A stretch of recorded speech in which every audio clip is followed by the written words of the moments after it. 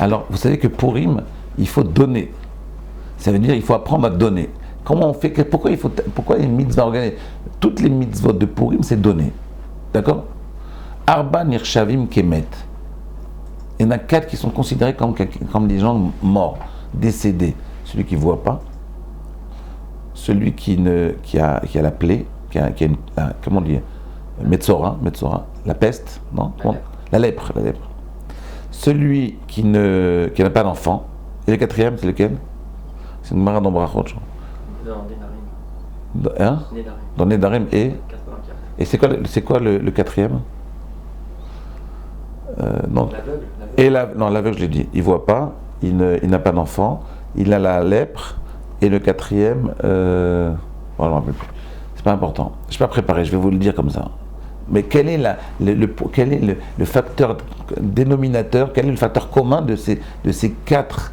C'est quoi le 4e? C'est de ces 4 ces 4 personnes, c'est que les 4, elles ne donnent pas.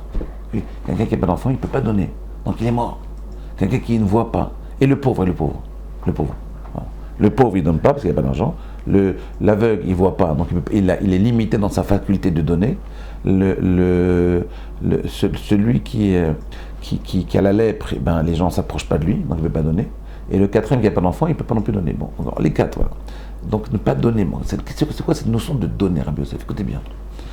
En réalité, on va essayer d'expliquer cela d'une façon un peu profonde. Rabbi Yosef, un peu profonde.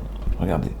Le texte, dans Parashat Trouma, vous vous rappelez, il y a 15 jours, il nous disait « Veikrouli Trouma ». Pourquoi on dit « Veikrouli Trouma » Il fallait dire « Veitnou li Trouma ». Donnez-moi la Trouma. Pourquoi? On va leur prendre la Trouma. Pourquoi?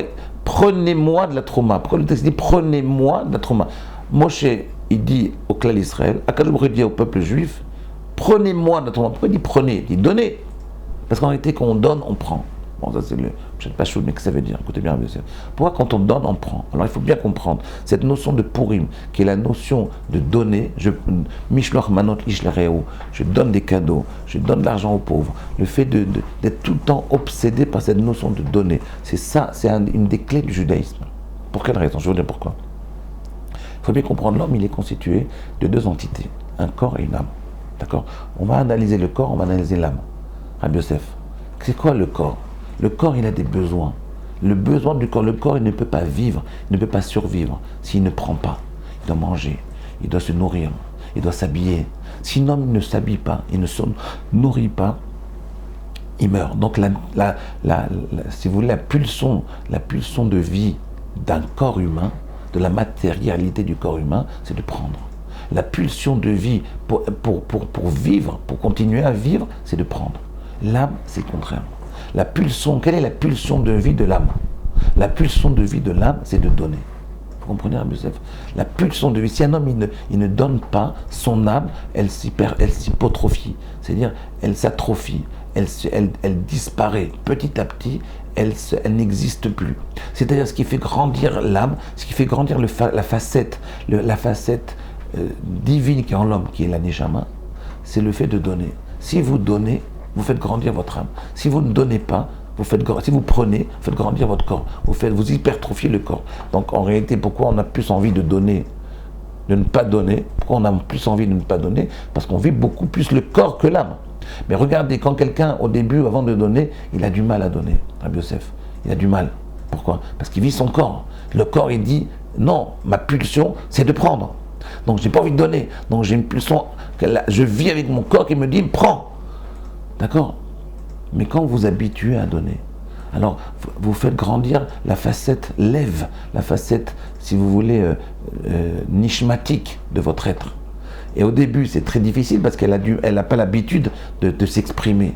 Mais quand vous donnez, vous faites exprimer, vous faites grandir la facette nishmatique de votre être, la facette âme de votre être, la facette spirituelle de votre être. À ce moment-là, vous commencez à voir avec le temps, quand vous donnez beaucoup, vous commencez à faire grandir votre intériorité, votre âme, nefesh roar neshama.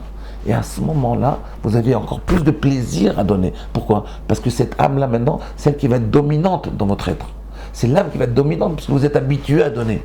voyez, c'est comme quelqu'un qui s'habitue à étudier la Torah. Au bout d'un moment, il n'arrive plus à s'empêcher d'étudier la Torah. Pourquoi? Parce que son âme, elle réclame la Torah. Elle est droguée par la Torah. Elle a envie de Torah. Vous voyez, c'est ça le but de la vie. C'est d'arriver à un niveau où l'âme, c'est elle qui domine dans la relation hors corps-âme. C'est elle qui domine. Vous voyez, bon, ça pour rime. C'est faire dominer d'une façon ludique, d'une façon gentille, sympathique, la facette âme par rapport à la facette corps. À demain.